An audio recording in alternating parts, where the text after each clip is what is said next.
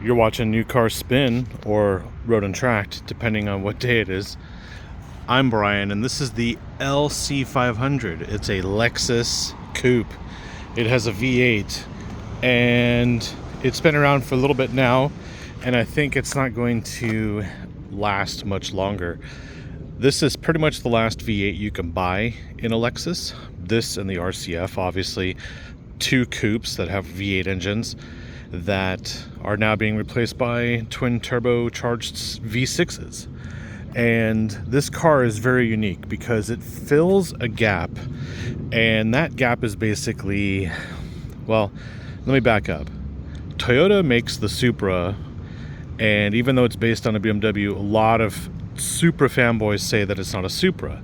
But back in the day, the Supra that they think is the real Supra is actually sharing a platform with the Lexus LC500. I think it was called that. The SC was basically the two-door coupe that they came out with, and it was Lexus's first coupe. Well, here we have a Lexus coupe, and it's about $100,000. It has a V8, and I would say that this is basically what the Supra could have been for all of those Supra fanboys, but they never bought one of these instead of a Supra. And this is the interesting part. I look at this car and I go, yeah, if I was to buy a Supra, I would probably buy the M2. If I buy the M2, I'd probably buy the Jag F-Type. If I buy the F-Type, I'd probably just buy this. And this fits a weird gap because it's a coupe, which they also make a convertible version of it. But at its price, it comes in way under a Mercedes GT AMG. The price of that is like $150,000. The Mercedes SL, which really isn't competing with this, and then you have, well, a Ferrari Roma or a Porsche 911, which obviously this is nowhere near that. And so what I feel is like this is between the new Supra and the AMG GT. It's a little bit above the F-Type V8, which is one of the last V8s you can get in a car these days. And this is filling that gap. It's very brilliant, actually, when you think about it. Not only is it one of the last V8s you can get from the Lexus Toyota lineup, it's the last V8 you can get for under $100,000. That should tell you something, right? So even though it doesn't have the Ferrari Roma price tag or the Ferrari Roma cachet, I do say it does have the looks. It's got this exotic look, and I've always liked the LC for that, and I've always said that basically what you get is an exotic looking car with Toyota reliability, and that's really what you're looking at right here. That's all it really is. It's not really meant to be this awesome, GT3 caliber fighter. They probably could make one. They may even replace this one day with a ridiculous version of whatever this thing is. But I look at it and I go, okay, for this year, 2024, they added this camera up front, which does help with, parking and stuff. It doesn't really help with getting through the car wash. You look at these wheels and you go, okay, if I ever curb my wheels, fixing that's going to be a problem because we have a lip here every, couple inches. So how are they going to turn this wheel? Look, you see that? Those scratches? How are they going to get that out of that wheel? I don't know. These wheels will probably be very expensive later on in life. Or just you won't see these wheels often on these cars as they age. I don't know. So we get away to the back and we see, oh, there's some kind of a back seat. Well, compared to an Aston Martin or a Porsche 911 or a Mercedes AMG GT, which have back seats, it's pretty much the same. Not really usable. So, yeah, say what you will about this. I think the downside to this car is that it's not a hatch. It's basically just your standard trunk. And I think that's why this car doesn't really compete that well in the cars that are now coming out. Like the Aston Martin and the Ferrari Roma, right? Because I should be able to put these rear seats down. I should be able to fold those seats down and put bigger stuff in the trunk. And I can't. These seats don't fold down.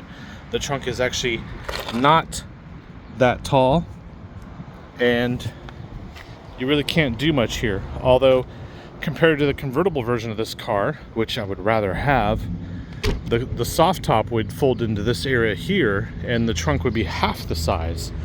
So this car is really not usable on a daily, although it does ride very nice. It is smooth, it's powerful, it pretty much does everything, but it's not perfect, but it is only $100,000. And I've had 6 of these now over the years as loaner cars from the manufacturer, and I have to say it finally took me to get to this model. The first model I had was the hybrid. You can ignore that one. Don't ever get the hybrid. It's got a CVT. It's junk. It doesn't even have a V8. The V8 coupe, however, is pretty hardcore. This is the first time I've had one without the 4-wheel steering and without the carbon fiber roof. So it has a glass top, which does sound nice, but it gets really hot in the summer here, and I'd be worried about that in things like hail and whatever. Of course, I'd be worried about all of this thing in the hail. So what we have here is a car that's half the price, less than half, of a Roma, cheaper than a Mercedes-AMG GT, cheaper than pretty much everything but the Jaguar F-Type R, and it's not a Supra because it's more expensive than the current Supra, but this is probably what the Supra could have been. So this is basically a Toyota Supra. That's what I'm getting at. And it still doesn't have that rear hatch, but the best thing I would say is don't get this. Get the convertible, because the coupe is very limited with its ability to use those rear seats. And even though the rear seats are available in the convertible, when you take the top off this thing, it becomes just eye candy. And while this one does look good, it's never going to compete with the Ferrari Roma or the Mercedes-AMG GT. It really just, it fits into this huge gap between like a Supra and an F-Type and an M2, and then everything above it that's $150,000. So this is actually a bargain, and it's actually one of the last V8s you can buy. It's very complicated, but I'll just get in here now, start it up. I'll show you some of the differences on the inside for this here. So obviously this one's bespoke, and you can tell by this interior color, which is very blue and very creamy. And it is showing a lot of, it's too light. It is showing a lot of disgustingness on the seats. The seats should have been blue, if I'm honest. Getting in, it's obviously a V8. Oh yeah. Nothing much has changed on the instrumentation, but everything has changed here because we've now gone to a touchscreen and they got rid of the stupid trackpad. But in hindsight, I actually wish I still had the trackpad and that I still had a big screen, but I do not like the touchscreen part of it. And that's because when I'm in Android Auto, let's turn this volume down here. When I'm in Android Auto and I'm on a screen like this and whatever, and I want to go back to home, I end up like driving along and having to brace my hand. So I put my hand here to touch the home button, you know, to bring the home screen back. And at one point, actually, my thumb, while I was on the freeway, I hit a bump and my thumb hit the start-stop button and the car flashed some kind of light.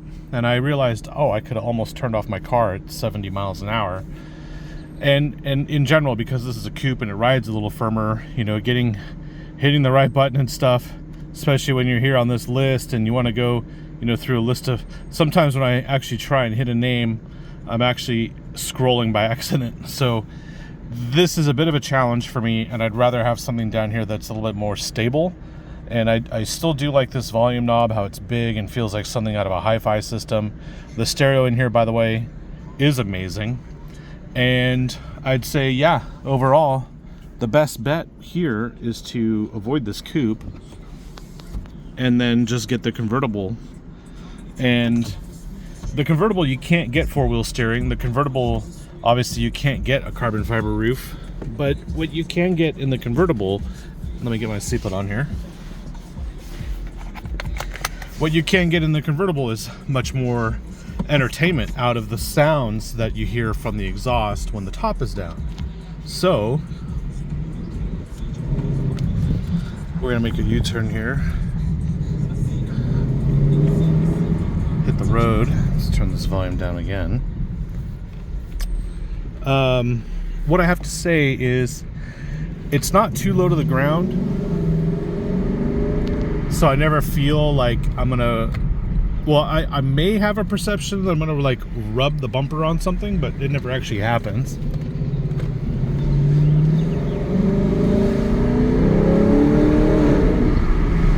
And the problem here in the coupe is that I have to have the windows down to enjoy that sound, whereas in the convertible, I just throw the top down. I can obviously have the vented seats going. Oh, and by the way, Lexus did finally listen to me, and they now have a button here that gives me the menu to control the seats. So I can turn on the vented and cooled seats just directly from a button, although it should still be better than this. It should have been a button for the driver and a button for the passenger, but now I gotta, like, you know, fiddle around here on a touch screen on a bouncy road, and yeah, you can see where the frustrations occur here. And I would think that the older models with the trackpad are actually my preference. And so if I found a convertible version of this with the trackpad, I would just go get one, and I would have a hard time determining if I want the LC500 or a Jag F-Type. And that's the problem here. This is like the end of the road for the LC500. It's the end of the road for V8s, and we are going to miss this car. It's going to get overlooked just like the current Supra. It's going to get overlooked by people who can afford better. I mean better as in like just to pay more money for something like a Ferrari Roma, which is nice. But we do have some shortfalls in here, but you don't have these shortfalls in the convertible, because the convertible obviously doesn't have a rear hatch. It just still has the same trunk that would be back there. So we're in a car that is, it's never really going to how would I say this? People do want to race me on the street, but I wouldn't race at all on the street, obviously. But people do want to have some fun here, and they hear this thing and they see it, and it does look the part, and that's great. If you want a car that looks the part, this is the one that does it.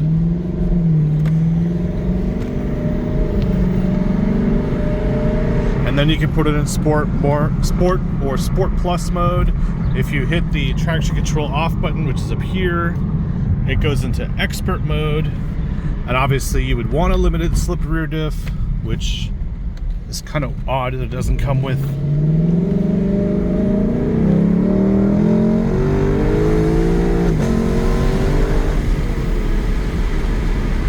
It's always fun.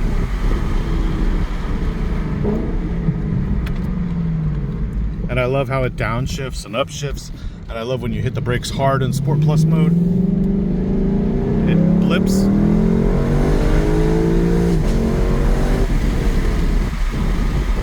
We're gonna get a blip on the braking. So that's cool. You know, it's just, it's a fun car and it's very entertaining. As a coupe, it looks the part. As a convertible, it is the business, right? So we got a touch screen, we got a button now for the seats to better control the temperature of the seats. And I'm going to miss this car when it's no longer in production. And I think that if you are looking for a very, very nicely priced coupe and a very nicely priced V8 engine on a brand new vehicle, this is your choice. I'm gonna go back to the screen here. Here we go.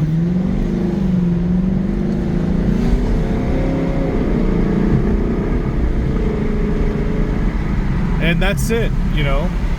I've got nothing else to say. It's the Lexus LC500. Get a V8, don't get the hybrid. The V8's only available in the convertible.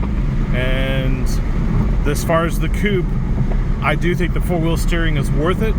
I don't like the carbon fiber roof, but that's what you get. It's a package deal there. As far as this coupe, yeah, if you're into coupes, get the coupe. But if you don't really care, then I would say that convertible will always be the diamond in the rough, and the one if you like Android Auto or Apple CarPlay, the one downside in this car, let me roll the windows up, just get the AC going. Here's the downside to this car is when you're remotely using Android Auto, the battery on the phone drains super fast, and there's still no wireless charger in this car. That's the downside. I wish they had put a wireless charger here vertically like they do in the Prius, because it's necessary. Because I don't want my phone to be drained after a 30-minute drive. I would rather have a phone that's charged, or at least decently drained. Also, they got rid of the CD slot, which is not a deal breaker for me, but it is a bummer because I don't understand why they would do that. It's such a petty cost-cutting thing. They must have had the best intern on this one. They must have, been promoted from the GX mirror department or the entire Prius production. But essentially, this is where we're at. We have a very nice coupe. It's pretty reliable because it's a Toyota V8. It's naturally aspirated. I don't talk about horsepower, but it's got some power and it's got the noise. It does all the things right, and I would have a hard time choosing between this and a new Supra, which is not a convertible, but if I was to get a coupe version of this, I would probably just get the Supra, because in the end, this thing's really big, and it's got big hips. You can see there in the mirror. It takes up a lot of space, and in reality, the reality is this thing is just a two-seater coupe. Can't use the back seat. It's really just two seats in here. And that's kind of what the Supra is about. So Jag F-Type, Toyota Supra, BMW M2, or the LC500 for a little bit more, and I think life's good. Thank you for watching, and yeah, this is the last piece here. Bespoke build. If I was to do a bespoke build of this thing, I would definitely go as bespoke as I can. Blue seats would be my preference, if they are even capable of doing the blue seats, but it's a great looking car. It turns heads. I don't really get thumbs up in this thing, but I get a lot of people that want to just have some fun around here. Also, we still have that analog gauge look, which a lot of people are complaining about the lack of in things like the AMG GT and I think even the Aston Martin and the BMW M2. They don't have a regular tack like this anymore.